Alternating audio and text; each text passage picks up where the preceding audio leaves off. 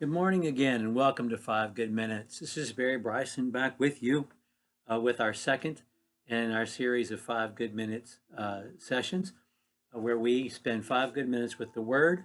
And yesterday we began introducing the New Testament, and we said today we'd start with the Gospels.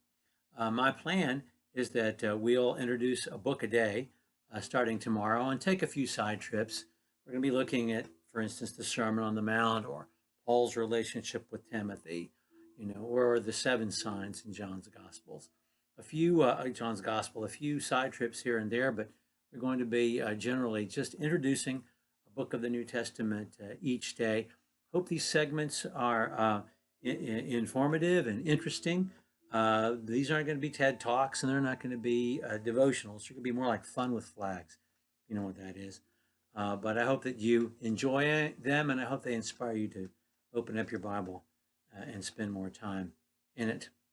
Well, we have four Gospels: Matthew, Mark, Luke, and John, as you know, and they are usually grouped as the Synoptic Gospels and John's Gospel.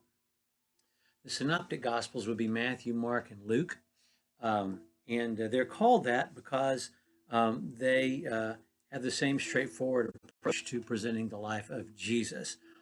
They are written much earlier, probably in the 50s, early 60s, whereas John's Gospel was written at the end of the first century, probably in the 90s sometime. That's a convenient way to divide up the Gospels, but it's not necessarily accurate. Each Gospel is itself unique. Matthew has a Jewish audience, for instance. Matthew doesn't take any time having to explain Jewish phrases or Jewish customs, but he does spend a lot of time demonstrating that Jesus has fulfilled prophecy. And he also begins his gospel with a very formal genealogy, proving that Jesus is descended from Abraham, Jesus is descended from David. So, that's what he wanted to do in his gospel, and that makes him unique among other things. We'll talk more about Matthew, of course, tomorrow. Mark's gospel is not written to Jews at all. He does explain Jewish terminology and Jewish customs. It is a gospel of action. It happens at a frenetic pace. The refrain in Mark's gospel that shows up over and over again is the word immediately. Things in Mark's gospel happen immediately. And Mark, man, what a wonderful storyteller. Mark's gospel, the stories in it always have those details that you don't get in Matthew and you don't get in Luke. And they always have a twist at the end, It keeps you so interested in listening to the next story. And then Luke is the researched biography. Luke tells us in the very first two verses of his gospel that he went about gathering evidence, talking to eyewitnesses, and doing due diligence as a good historian. So his is the researched biology.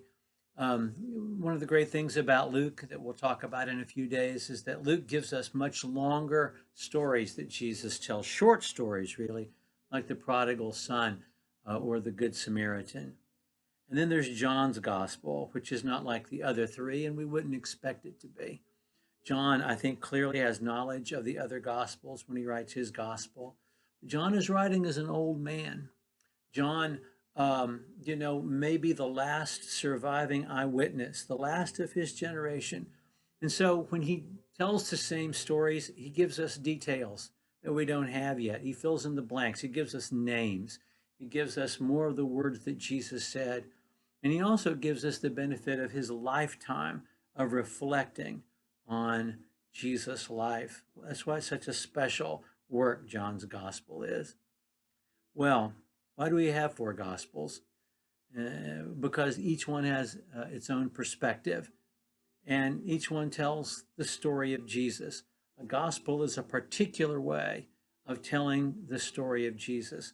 Gospel means good news, from the Greek euangelion, the good message, and the story about Jesus is good news. John tells us why Gospels are written at all in John chapter 20, verses 30 and 31. Many other signs, therefore, Jesus also performed in the presence of the disciples, which are not written in this book, but these have been written that you might believe that Jesus is the Christ, the Son of God, and that in believing you may have life in his name. These are 5 good minutes with the Gospels. I hope that you've enjoyed these. I hope you spend time in the Gospels every day. I believe this is the primary message that God has sent. The rest of the Bible tells us about Jesus and applies Jesus' life, but when you spend time in the Gospels, you spend time with Jesus. So make a point of doing that every day. I've taken up an extra half minute of your time. Thank you for giving it to me, and we'll talk about Matthew tomorrow.